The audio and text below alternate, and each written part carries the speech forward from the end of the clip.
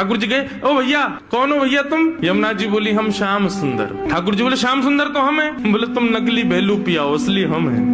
बोले ऐसे कैसे, तुम पे वंशी बजानी आवे? देखो मैं वंशी बजा के दिखाऊं। ठाकुर जी ने वंशी बजाई, उससे बढ़िया यमुना जी ने बजा दी। बोले मेरे पास काली कमली तुम्हारे पास है? यमुना जी ने अपनी काली कमली दिखा दी। सब प्रकार से ठाकुर जी अपनी वस्तु दिखावें और यमुना जी उसको प्रस्तुत करें। बोले अब कैसे सिद्ध हो कि असली श्याम सुंदर कौन है? यमुना जी बोली मैं एक टेर बजाऊंगो, यदि मेरी टेर सुन के राधा रानी बगल में आके खड़ी है गई तो समझो वही असली श्याम सुंदर। जाके बगल में किशोरी जी आके खड़ी हूँ।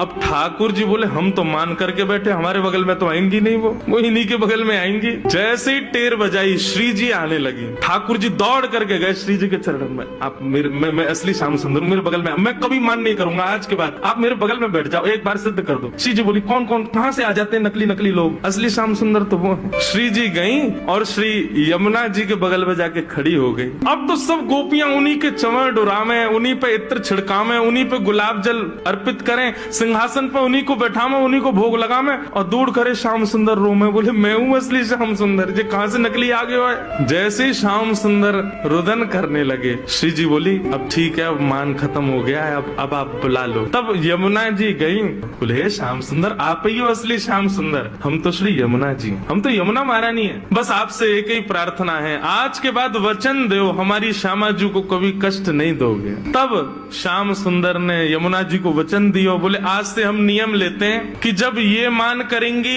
तब हम इनको मनाएंगे, और जब हमें कोई बात बुरी लग जाएगी तो वह भी हम इन्हीं से कह देंगे कि हमको ये बात बुरी लग गई है, मान करो आप ही, हमें ये बात बुरी लग गई, आप ही गुस्सा हो जाओ, फिर तब भी हम ही मना लेंगे। यमुना जी बोले हाँ बस यही नियम रखना, आप कभी मान मत करना, श्री जी ही मान कर।